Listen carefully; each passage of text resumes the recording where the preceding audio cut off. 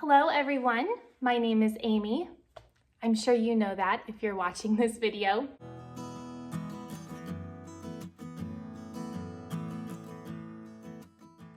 We're just going to jump right in. There's a few topics that I wanted to discuss with you in this video. The first one is intermittent fasting. So I shared at the beginning of the summer that I was doing intermittent fasting and I had lost about 15 pounds. I have plateaued and there's a few reasons for that. This summer was a really busy summer for us, but it was also a very stressful summer, which I'm going to get to later on in the video. I basically had trouble exercising later in the mornings like I had been because it was so hot. My husband Troy is a cross-country coach, so he would get up at either 4 or 4:30 in the morning and go have cross-country practice with his team. I would get up and go walking around 6 in the morning, and I am still doing that to this day. I walk 2 miles every morning about 6 days a week. And then a lot of times in the evenings after dinner, I like to go on a very brisk style walk, sometimes with my husband or the kids or my mom, and we'll do maybe a mile and a half. So that is a typical schedule for me, but with intermittent fasting, I had to break my fasting window to be shorter and my eating window to be longer. Instead of doing the 16-8 method, where I fast for 16 hours and only eat for 8 hours, it really has become a 12-12. So I eat a half of a banana before I go walking in the morning, and I drink a bunch of water, a whole glass of water before I go walking. And then when I get home from my walk, I typically eat the other half of the banana. And that has been working really well for me. When I wasn't doing that and I was walking that early in the mornings without anything in my stomach, I was coming home kind of lightheaded. And then the whole morning I'm recovering from being lightheaded. And it just wasn't working. And it was making me upset. I felt frustrated. And then Troy was like, just eat a banana, Amy. Just forget about it. Eat a banana. And it actually has worked so well. I don't get that lightheaded feeling at all anymore. It's kind of a bummer to me because I did have such great success with the 16-8 method, and now the 12-12, I'm not seeing those results. I don't know. Maybe I need to adjust my portions. I'm still figuring it out. But all in all, I have maintained the weight loss, and my weight fluctuates a pound or two here or there. My ideal weight is what I weighed on my wedding day. I'm about 10 to 12 pounds away from that. So I'd like to get back to that. That's where I feel my best, and I'm going to keep striving for that. The second update I wanted to share with you is YouTube. So YouTube has been a wonderful space for me to share budget tips, health tips, recipes, all kinds of different topics. The Keeper of the Home series, I love that series. It's just given me a lot of variety that I can do with my YouTube channel. With that said, I am going to be adding an additional video every week to my YouTube channel. So every Monday I post an informative video, typically.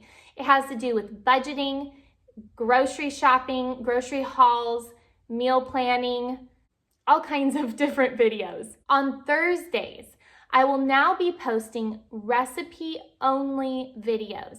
So you're going to get to see what we're having for dinner, what I make for lunch on the weekends or breakfast, all kinds of just different videos on recipes, because that is something that I am lacking. And so it's going to be a very relaxed video series every Thursday. And I'm really excited because, as you all know, at least I hope you know by now, that I eat whole food plant-based. I do this for my health. I have found ways to enjoy food with some of those like more meatier, heartier type flavors and recipes.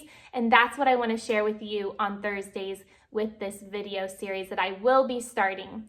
I also feel like my YouTube channel is growing and getting to a point where I want to make more videos. I have almost hit 20,000 subscribers and I can't believe it. My goal for 2022 by December was to get to 10,000 subscribers. I try to just put blinders on and not look or get jealous of other YouTube channels and how they're growing. I try to just really focus on my mission and my purpose. But I'm almost at 20K. It's 19.5, and I do check it regularly because my family asks. My family is my biggest cheerleaders, and I am drawing a part-time income off of YouTube now. So that was my other update. And so with that part-time income, it's encouraging me to keep going and to make more videos. So that is why you're going to start seeing 2 videos a week, Mondays and Thursdays.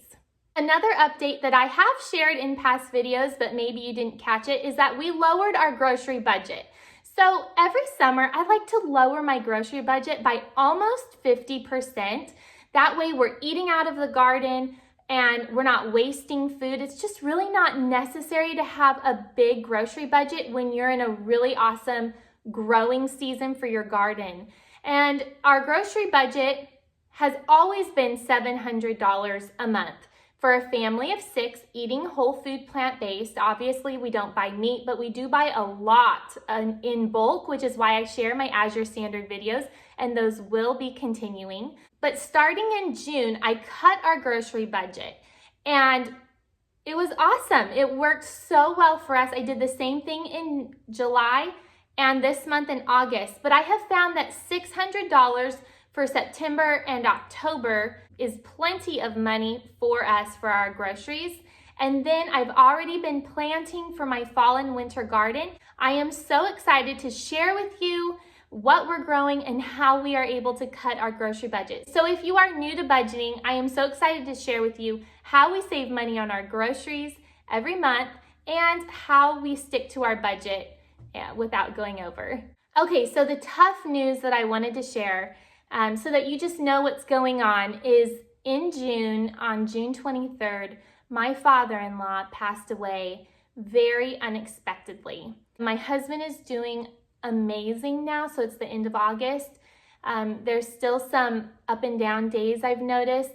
Every member of the family handles grief differently. For me, it's just about being there in the present and recognizing when I think something is off, like with my kids. So he died from a spider bite. He was bit by a brown recluse. It's just been a heavy season. It was really hard because we didn't quite understand what caused his death. We found out later on, but there was about 2 months of just not really knowing, lots of guessing. And that's what made the grief so hard. It's because we just couldn't get closure. And then we finally did this month. The summer was very difficult. I planned the entire funeral, basically on my own. My mom helped me. My mother-in-law, I have 2 mother-in-laws, so one of them came and helped prepare for the funeral and went above and beyond. It was just a lot. So this summer was a big growing season for our family and a time to just reconnect. All of his siblings flew in from all around the United States, and we got to have a beautiful dinner here in the kitchen and outside. It was just a great reunion under terrible circumstances, but one that we will treasure forever. The next update I wanted to tell you is another personal update, and it's about my husband, Troy.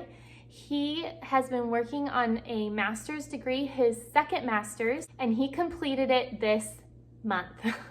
It has been a 2-year process, and it's been a lot of late nights, a lot of just, time where we have to separate because he has homework to do, so I have to keep the kids quiet in the house. And I'm so glad it's over. I'm so glad it's over. I feel like this is like a celebration. Yay! He finished the master's degree. So he will walk in December. So he is an English teacher at a local high school, and this gives him the opportunity to teach maybe some coursework at a community college or some online or more advanced courses at the high school. It just opens his door to more possibilities. And his first master's degree is in theology. So he went to college thinking that he would go into full-time ministry. So he has a degree and a master's both in biblical theology. So he's very intelligent and very fun to talk to. He's like a Bible encyclopedia, and I love it. And then God totally changed course for him. He was working at a hospice company, and I had been praying that he would leave that job. Such a life-giving job that there was just nothing left of him when he would come home. And I thought, Lord, I just don't think he can do this long term. Please open another door. I know I'm going way personal with you guys. And it happened. He got hired that summer to be an English teacher. He thought, wow, I never thought English, but it has been the biggest blessing. He's just a renewed, happy, purposeful person, and I love being married to him. So I'm so excited for him to have finished his master's in English. And the final update I wanted to give you is I get asked on a very normal basis, do I homeschool my children? And I do not homeschool my kids. For now. Anything can change. I am very up to the possibility of homeschooling my kids. I did homeschool our oldest daughter kindergarten, but then she really wanted to go to a school, and she got the most incredible kindergarten teacher. But the cool part is we adopted our two girls, and they got to go to kindergarten together. Now, they are in 2 separate grades now. We felt like that was better for both of them. It's a beautiful thing, and it's just, I couldn't ask for a better situation. With that said, my children are in school. We live in the state of California, and there are a lot of pandemic things that are happening here. I don't really want to go into all of this, and I will not touch on politics whatsoever. But for now, our children are in school. They are in a wonderful school district. I love their teachers, and I couldn't be happier with our current situation. But if things change or go in a direction that I do not approve of for my own children, then I will be homeschooling my children. I absolutely love Bakersfield, California. It is a wonderful city to raise children. It is a bubble of California. It really is. I always say that. It's a very conservative place to live. Lots of just hard-working people with lots of families. It's very communal. We go to a wonderful church. I love our schools, like I've said. So for now, we're very happy and content with where we are, but I will never shut the door to an opportunity for the Lord to expand us and to move us or to grow us or whatever He has planned. Thank you for joining me on Eating Healthy, Spending Less. I hope that answers a lot of the questions that I have been getting asked, and I am so excited to bring you more videos here on this channel. Please like and subscribe if you haven't already. I love making YouTube videos all about handcrafted recipes using fresh ingredients in everyday living. And don't forget, this girl is on a budget. I will see you all in my next video, friends. Bye-bye.